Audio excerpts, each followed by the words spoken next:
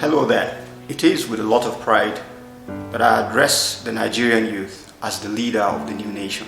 For many of us in this space, we have, by the mercies of God, had a privilege of a sneak peek into what has now become a global topic of discussion in various global media outfits and major streets of the world. That the attention of the world is now focused on Nigeria as a result of the brazen resolve of the Nigerian youth to make their voices count is a clear testament to the fact that Nigeria is too important to the world.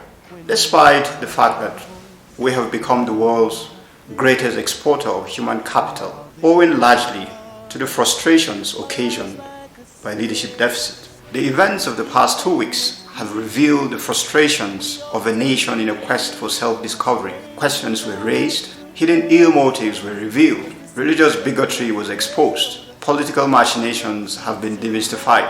No one will now undermine the strength of a united people. Here is to your courage for daring to believe in Nigeria, even when it looked foolish to do so. You prayed, and when the occasion demanded, you spoke and coordinated yourselves as the leaders that you are. In the 12 days of peaceful protest, you displayed strong leadership that reflected empathy, accountability, selflessness, and transparency. We saw the sick and wounded being cared for, the hungry being fed, finances being accounted for publicly, damaged vehicles being fixed, Muslims being shielded by their Christian brothers while they prayed, and vice versa. We surely didn't step out to make our voices heard as Southerners or Northerners, Christians or Muslims. We stepped out bearing the same surname, Nigeria. Such sense of national cohesion has arguably eluded Nigeria from the inception. The enemy of our nation soon got threatened by this and unleashed the fifth columnist on this noble agenda. It is a shame that some of the Nigerian youth tainted our image by allowing themselves to be tools in the hands of our oppressors. To the willing tool, you probably don't understand that our restraint in the face of provocation is in the collective interest of every Nigerian, and therefore our greatest strength. It is therefore very painful and demoralizing to see you take this path. We remain determined to seize the moment and show leadership to these brothers and sisters of ours who have fallen into the antics of our oppressors by conducting ourselves in a manner that leaves no one in doubt that we are more than capable to deliver and lead a nation that sits on righteousness and justice. I condemn acts of violence and forceful entry into government and private properties. We must be in control of our emotions and show restraint. However, Nigeria and indeed the Nigerian youth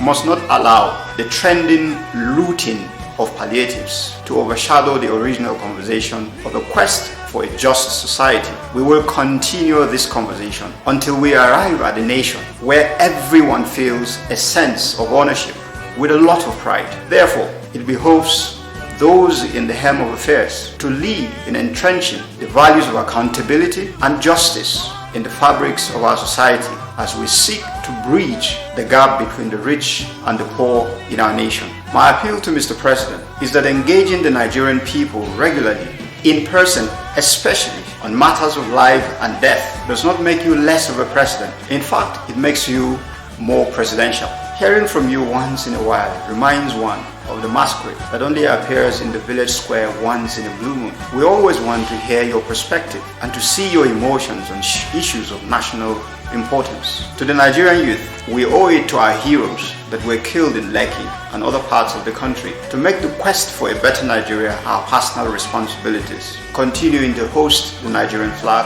and sing the national anthem as they did to the point of death. Never ever forget that the greatest weapons of battle are not guns or tanks or even bombs. They are love and peace. Thankfully, you don't need connection to access them. They are God-given and they are available to all mankind. Going forward, we owe our nation a duty to lead a revolution of love and peace in our society while we take responsibility of providing the leading thought and actions. Nigeria shall surely be counted as a destination of choice because you are alive today. God bless and keep you. God bless Nigeria. My name is Alex Ladan.